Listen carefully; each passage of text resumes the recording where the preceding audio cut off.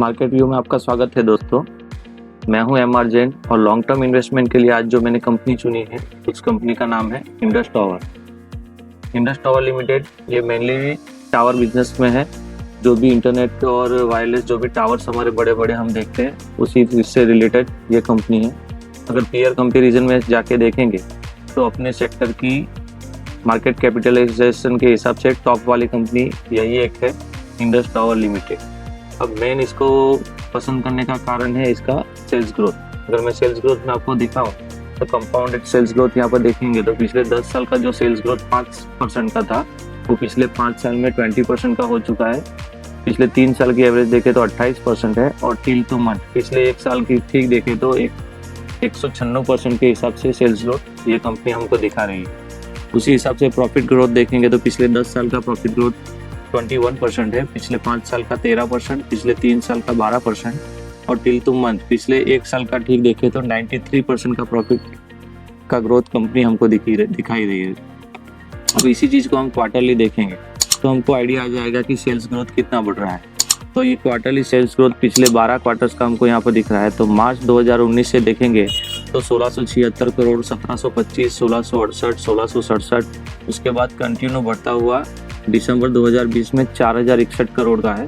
देखिए यहाँ से यहाँ जो जंप दिख रहा है वो हमको साफ साफ सेल्स ग्रोथ नजर आ रहा है कि सितंबर 2020 में 1766 करोड़ का सेल्स ग्रोथ था, तो दिसंबर 2020 यानी नेक्स्ट क्वार्टर में सीधा 4061 करोड़ हो चुका है। और उसके बाद देखें तो 6492, 6797, 6876 और 6927। लास्ट क्वार्टर का अगर हम देखें दिसंबर 2021 का जो सेल्स ग्रोथ है वो हाईएस्ट एवर सेल्स है। इसी हिसाब से अब हम इसका क्वार्टरली नेट प्रॉफिट अगर हम देखेंगे तो जहाँ पर मार्च 2019 से स्टार्ट करेंगे पिछले 12 क्वार्टर का, तो एक भी क्वार्टर ऐसा नहीं है कि जिसमें इसने लॉस किया हो और कंटिन्यू प्रॉफिट भी बढ़ता ही जा रहा है। 608 करोड़ से बढ़कर 887, 964, 800, 650, 704, 733, उसके बाद 980, 1364, 1415, 1558 और 1571। लास्ट क्वार्टर का नेट प्रॉफिट अगर हम देखें तो हाईएस्ट एवर नेट प्रॉफिट पिछले 12 क्वार्टर का इसी क्वार्टर का है। अभी इसी रिजल्ट को हम ईयरली भी एक बार चेक कर लेंगे तो हमको और ज़्यादा क्लियरेंस आ जाएगा कि ये कंपनी बाई करने के हिसाब से इतनी स्ट्रॉन्ग क्यों है। तो यहाँ पर देखिए यहाँ पर हमको सेल्स दिख रहा है मार्च 2010 7040 करोड़ के आसपास, जो बढ़ता हुआ सीधा मार्च 2021 में 14000 करोड़ के आसपास है, यानी सीधा यहाँ से डबल हो चुका है। और लास्ट 1 साल का अगर हम देखेंगे तो 27000 करोड़ का सेल्स हमको कंपनी दिखा रही है। यानी मार्च 2021 से भी ये वाला जो लास्ट वाला ईयर आएगा, ये फरवरी चल रहा है, यहाँ से ठीक 1 साल पहले देखेंगे तो 27000 करोड़ का नेट सेल्स ग्रोथ हमको यहाँ पर दिख रहा है। उसी हिसाब से अगर नेट प्रॉफिट हम देखेंगे तो नेट प्रॉफिट है 253 करोड़ से लेकर 551, 750, 1002 करोड़, 1500 करोड़, 1992 करोड़, 2247 करोड़, फिर 2700, फिर 2500, 2500, 3200, 3700 और लास्ट वाला ईयर में अगर हम देखें जहाँ पर ये हमको 27000 करोड़ का सेल्स बता रहा है, 5908 करोड़ का नेट प्रॉफिट कंपनी हमको दिखा रही है। अब यही चीज़ हम थोड़ा चार्ट पे जाके देख लेंगे कि इसका प्राइस पे क्या इम्पेक्ट पड़ने वाला है। तो यहाँ पर चार्ट पे जाके अगर हम इसको मैक्सिमम पर करते हैं तो यहाँ पर जो हमको चार्ट दिख रहा है ये देखिए 2015 से लेके 2016 तक, यहाँ से देखिए 2014, 15, 16 में ये रेट 400 से लेके 500 के आसपास चल रहा था। और उस वक्त जो प्रॉफिट था कंपनी का वो अगर हम देखेंगे तो 2015 के आसपास नेट प्रॉफिट था, वो था 2000 करोड़ के आसपास। और उस वक्त रेट क्या था 500 रुपये के आसपास, 400 से 500 के बीच। और फिलहाल ये जो प्रॉफिट है वो 6000 करोड़ के आसपास हो चुका है, यानी यहाँ से देखने जाए तो ऑलमोस्ट 3 गुना। और प्राइस अभी क्या देख रहे हैं, करंट मार्केट प्राइस अगर हम जाके यहाँ पर देखेंगे तो करंट मार्केट प्राइस हमको 253 के आसपास दिखाई दे रही है, यानी 2015 के मुकाबले प्राइस आती है और प्रॉफिट 3 गुना है। यानी यहाँ से हमको ये साफ साफ नजर आ रहा है कि ये चीज़ यहाँ से हमेशा ग्रोथ ही करेगी। अब इसी चीज़ को और ज़्यादा एनालाइज करने के लिए हम इसके इन्वेस्टर्स में जाएंगे।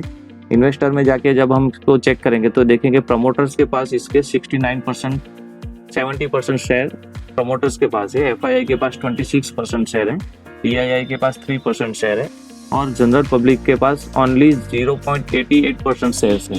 यानी पूरा 1% शेयर्स भी कंपनी के सारे शेयर वो स्ट्रॉन्ग हैंड्स में ही है। पब्लिक के पास इसका ओनली 1% से भी कम हिस्सा है। इस हिसाब से भी अगर हम देखें तो लॉन्ग टर्म इन्वेस्टमेंट के लिए ये कंपनी बहुत अच्छी मुझे दिख रही है। अब ये देखेंगे इसको चार्ट पे जाके कि क्या अभी ये कंपनी लेने लायक है या नहीं है।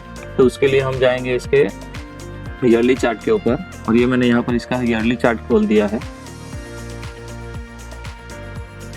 तो यहाँ पर देखिए ये मैंने कंपनी का टेक्निकल चार्ट खोला हुआ है और उसका ऑल टाइम हाई हमको यहाँ पर दिख रहा है, वो 506 रुपये के आसपास है। अगर करंट मार्केट प्राइस से अगर हम उसका ऑल टाइम हाई तक भी वापस ये कंपनी जाके अगर देखें तो यहाँ से लेके यहाँ तक सीधा 100% का गेन हमको कंपनी दिखा रही है। अगर ये 100% गेन के लिए हमें 2 साल या 3 साल भी वेट करना पड़े तो भी ये कंपनी हमें बहुत अच्छा प्रॉफिट दे सकती है, क्योंकि अभी ज़्यादातर मोबाइल कंपनी ने अपने टैरिफ के प्लान बढ़ा दिए हैं, तो प्रॉफिट यहाँ से हमेशा इंक्रीज ही होगा और इसका सीधा फ़ायदा इस कंपनी को होने वाला है। और एक चीज़ मैं आपको इसके कंपनी की बता देने वाला हूँ, वो इसके प्रोमोटर होल्डिंग में है, और वो चीज़ है इसकी शेयर होल्डिंग पैटर्न में। हम जाके अगर हम देखेंगे यहाँ प्रोमोटर्स में, तो इसके प्रोमोटर्स में जो सबसे बड़ा प्रोमोटर्स होल्डिंग है वो है भारतीय एयरटेल लिमिटेड का, यानी जो एयरटेल है उसकी सबसे ज़्यादा होल्डिंग 23% वो इसके पास है। सेकेंड नंबर पर है नेटल इंफ्रास्ट्रक्चर इन्वेस्टमेंट लिमिटेड, उसके पास इसकी 18% होल्डिंग। यानी प्रोमोटर्स का जो भी एयरटेल, भारतीय एयरटेल एक बहुत ही अच्छी और मानी कंपनी हुई है टेलीकॉम सेक्टर की, वो इसमें सबसे बड़ी प्लेयर है और वही इसके प्रोमोटर होल्डिंग में भी है। यानी उस हिसाब से भी ये कंपनी स्ट्रांग है, उसका सारा बिजनेस है वो इसी के हिसाब से चलता है, इसलिए भी ये इसका भारतीय एयरटेल का भी सीधा प्रॉफिट इसको मिलने की पूरी संभावना है। दूसरी तरफ अगर इसके नेट कैश फ्लो की अगर मैं बात करूँ तो यहाँ पर देखिए मैंने लास्ट में ये कॉलम सेट करके रखी हुई है, ये हम पीयर कंपैरिजन में आ गए हैं। नेट कैश फ्लो अगर देखेंगे तो लास्ट में 117 करोड़ का नेट कैश फ्लो प्लस में हमको दिखा रही है, और जिस भी कंपनी का नेट कैश फ्लो अगर प्लस में है यानी एक्चुअल में हम ये समझ सकते हैं कि उसका वो कंपनी वाकई में प्रॉफिट बना रही है, तो इस हिसाब से भी ये कंपनी मुझे अच्छी लग रही है। उसके अलावा भी इसी सेक्टर की जो दूसरी कंपनी है शियोक टेलीमेटिक्स, ये भी मुझे भी काफ़ी इंटरेस्टिंग लग रही है। इसके ऊपर मैं अलग से एक और वीडियो डिटेल में बनाने वाला हूँ। तो अगर आपको ये शेयर अच्छा लगा हो तो जब भी ये शेयर अपने 200 DMA के नीचे मिले तब आप इसके अंदर अपनी SIP करते जाइए, हर मंथली या क्वार्टरली आप इसके अंदर थोड़ा सा इन्वेस्टमेंट करते जाइए। फिलहाल ये देखें तो अपने 200 DMA से नीचे ये कंपनी हमको मिल रही है, इसका 200 DMA है वो आसपास ही दिख रहा है हमको। इसका 200 DMA 256 का है और आज ये कंपनी हमको 251 के रेट पे अवेलेबल मिल रही है। जब ये वीडियो मैं आज रिकॉर्ड कर रहा हूँ तब ये कंपनी 251 के ऊपर ट्रेड कर रही है। तो यहाँ से अगर हम हर मंथली के ईयर क्वार्टरली भी अगर इसमें थोड़ा इन्वेस्ट करते जाएंगे तो लॉन्ग टर्म में ये कंपनी हमें बहुत अच्छा कमाने का मौका दे सकती है। फिलहाल ये भले ही डाउन ट्रेंड में देखेंगे, लेकिन जब भी कोई कंपनी है अगर हम डाउन ट्रेंड पर अच्छे वक्त पर अगर उसको पकड़ लेंगे तो हमें यहाँ से 5 गुना 6 गुना या 10 गुना प्रॉफिट भी ये कंपनी हमको दे सकती है। तो लॉन्ग टर्म इन्वेस्टमेंट की मैं बात कर रहा हूँ दोस्तों, ओनली सिर्फ लॉन्ग टर्म इन्वेस्टमेंट के हिसाब से इसके अंदर SIP करें। शॉर्ट टर्म या इंट्राडे के लिए मैं ये कंपनी नहीं बता रहा हूँ। और अगर आपको ये वीडियो अच्छा लगा हो तो प्लीज़ लाइक कीजिएगा, शेयर कीजिएगा, सब्सक्राइब कीजिएगा, और इसी तरह के और वीडियो को जल्दी देखने के लिए बेल आइकन दबा दीजिएगा। Thank you so much.